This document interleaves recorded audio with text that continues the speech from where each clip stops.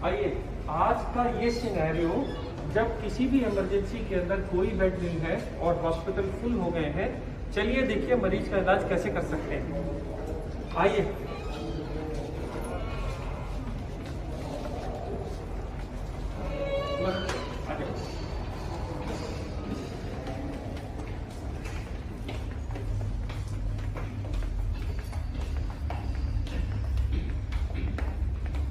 आप ऐसे लेट जाइए।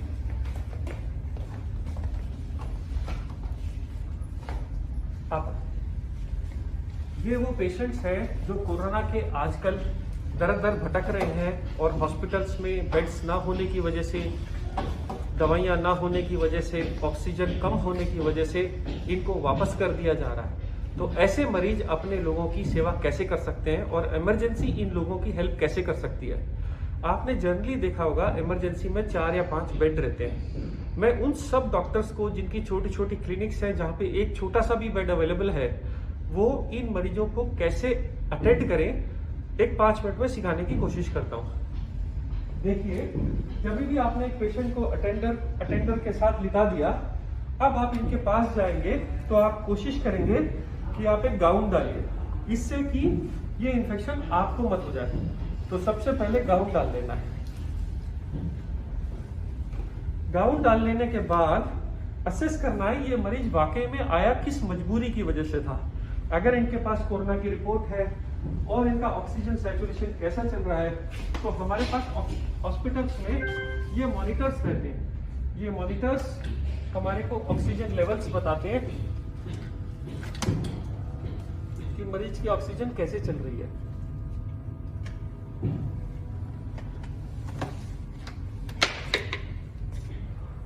ये पल्स ऑक्सीमीटर प्रोब है जो आपको हॉस्पिटल में मिलता है। अगर आप देखिए,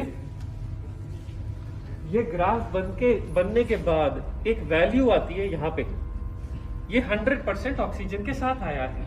तो आपको ऐसी फैमिलीज को जो डर के मारे हॉस्पिटल आ रहे हैं, जिनकी ऑक्सीजन 90 से ऊपर है, उनको बताना है कि आप पहली बात खतरे में नहीं हैं और आप ऐसे मरीजों का घर पे आराम से इलाज कर सकते हैं जिनका भी ऑक्सीजन 90 से ज्यादा है। इन लोगों को ज्यादातर एक तो डर और एक खाना ना खाना, वोमिटिंग होना, डायरिया, मोशंस होना और सांस फूलने की तकलीफ होती है, खांसी की। तो सबसे पहले आप इन पेशेंट्स के अटेंडर को समझाना है कि आप मार्केट में मिलने वाले रेगुलर माउथ वॉशेस या घर में गर्म पानी के साथ नमक के साथ गरारे करिए। इसके बाद ये लोग क्योंकि कुछ भी नहीं खाते हैं, इसलिए आपको घर का बना हुआ नींबू पानी, शिकंजवी जिसमें विटामिन सी बहुत अच्छा होता है, या मार्केट में बने बनाए ORS आते हैं जो आप पिला सकते हैं। कोशिश करिए मरीज को 2-2 घंटे पे कुछ ना कुछ देते रहिए। इसके बाद छोटे बच्चों का एक भूख लगने का सिरप आता है, सिप्रोहेप्टिडीन। ये कई नाम से मार्केट में आता है, बहुत अंडर यूटिलाइज्ड है।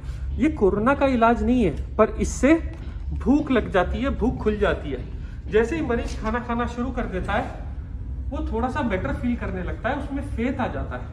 अब ज्यादातर कोरोना का ट्रीटमेंट जो भी हम हॉस्पिटल में करते हैं, वो उनके बुखार के लिए, छाती में खड़खड़ के लिए, सांस फूलने के लिए होता है।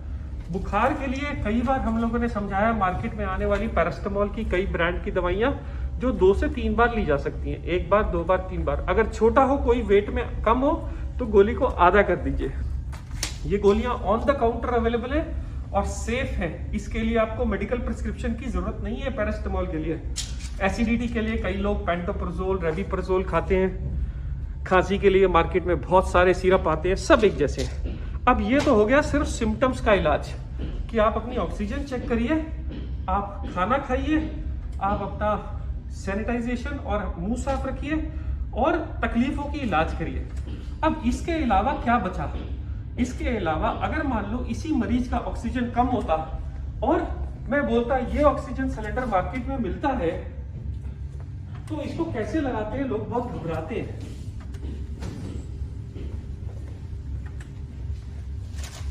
अगर आप देखिए, मार्केट में ऐसे ऑक्सीजन के मास्क आते हैं। ये मास्क मार्केट में आराम से मिल जाता है। ये मास्क में एक एंड एक पाइप रहता है और दूसरा एंड दूसरा पाइप रहता है। एक पाइप इस मास्क के साथ जुड़ जाता है, लो जुड़ गया।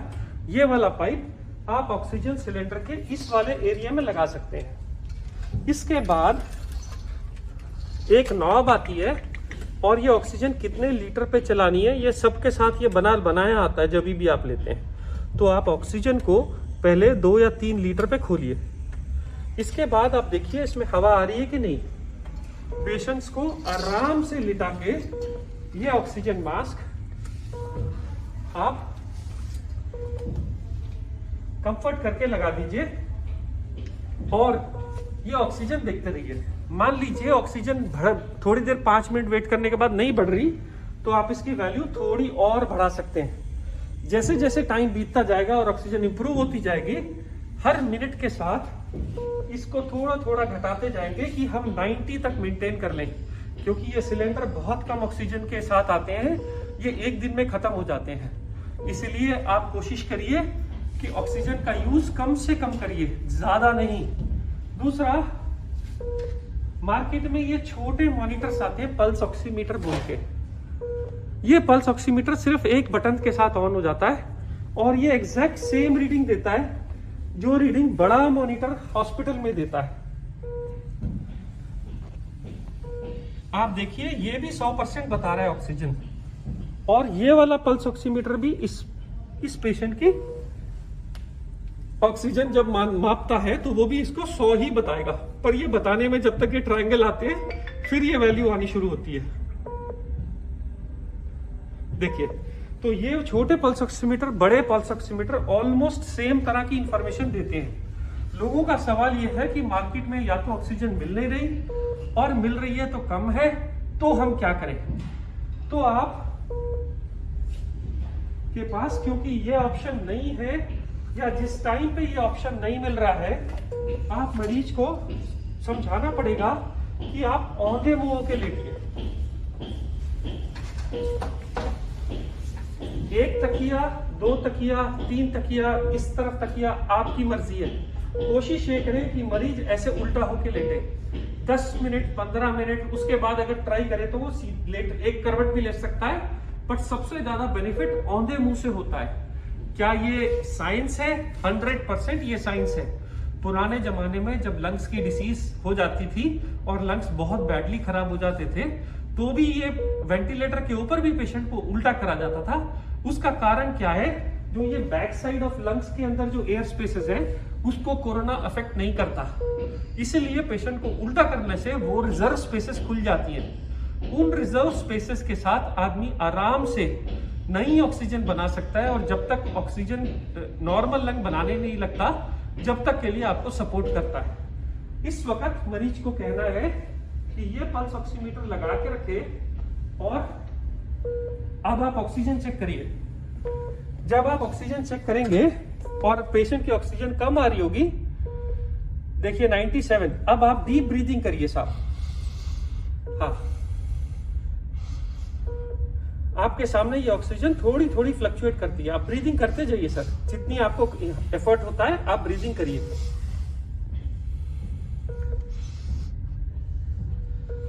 देखिए 97 से 98 हुआ, ब्रीदिंग करते जाइए सर थोड़ी थोड़े। 99 हुआ और आप देखेंगे उल्टा लेटने से 5% तक का बेनिफिट हो जाता है। 95 वाली ऑक्सीजन कभी कभी 98, 99 तक पहुंच जाती है। सिर्फ बगैर ऑक्सीजन के एक दिन में आधे से 2 घंटा उल्टा लेटने से बहुत फर्क पड़ जाता है। पर लोग पूछेंगे क्या ये इनफ है, क्या इसके अलावा और कोई ट्रीटमेंट है? जी हाँ है। बहुत सारी मार्केट में आज की तारीख में रेमडेसिविर इंजेक्शन के बारे में चल रहा है, ब्लैक भी हो रही है, शॉर्टेज भी हो गई है। पर आज तक के साइंस के किसी भी स्टडी के अंदर रेमडेसिविर से जान बचते नहीं देखा गया। फिर ये क्यों बिक रही है और क्यों दी जा रही है और क्यों अप्रूव हुई है FDA के थ्रू? क्योंकि हमारे पास स्टार्टिंग में इसके अलावा ज्यादा कोई दवाई नहीं थी। अगर आप डाटा में जाइए तो सच्चाई ये है कि दुनिया में आज तक सिर्फ 2 दवाइयां बनी हैं जो कोरोना में लोगों की जान बचाती हैं, जिसमें सबसे पहली दवाई का नाम है स्टेरॉइड का इंजेक्शन। ये स्टेरॉइड का इंजेक्शन जिसकी स्टडी यूके में हुई थी, इसको कहते हैं डेक्सामीथासोन। ये ना तो ब्लैक हुआ, ना लोग इसके पीछे भागे। क्यों नहीं भागे? क्योंकि अगर आप इसकी एमआरपी देखिए, ये 10 रुपए है। डेक्सामीथासोन के ऊपर यूके ने स्टडी निकाली है और पूरे वर्ल्ड में ये स्टेरॉइड दिया जाता है। ये इंजेक्शन रेमडेसिविर से ज्यादा जान बचा रहा है, और ये मैं ऑन रिकॉर्ड बोल रहा हूं। रेमडेसिविर से ज्यादा इफेक्टिव ये इंजेक्शन है, पर ये सब मेडिकल गाइडेंस के अंडर ही दिया जाता है। इसलिए रेमडेसिविर के पीछे भागना छोड़िए। जो अवेलेबल है, जिससे हम अपने लोगों की जान बचा सकते हैं, जो हमारे पास इंडिया में सस्ता अवेलेबल है, आप उसके साथ जाइए। तो बाकी दवाइयों का क्या हुआ? बाकी दवाइयां जो हाइड्रोक्सी क्लोरोक्विन, जो आइवरमेक्टिन बोल के दवाइयां आई थी, वो सारी दवाइयां फेल हो गई ट्रायल्स के अंदर और उनको अब कोई यूज नहीं कर रहा है। इसके अलावा 100 में 17 लोगों को सीरियस कोविड इन्फेक्शन में क्लॉट्स बनने का खतरा रहता है। इसलिए उनको ब्लड थिनर का इंजेक्शन, एक क्लेक्सेन, या जो लोग घर चले जाते हैं, डॉक्टर्स उनको ब्लड थिनर की टैबलेट दे देते हैं। ये ब्लड थिनर की टैबलेट्स 20 से 21 दिन तक दी जाती हैं और ये दवाइयां भी अंडर मेडिकल प्रिस्क्रिप्शन ही दी जाती हैं। जो लोग की ऑक्सीजन 93 से कम है, वही लोगों को इतने सब दवाइयों की जरूरत है।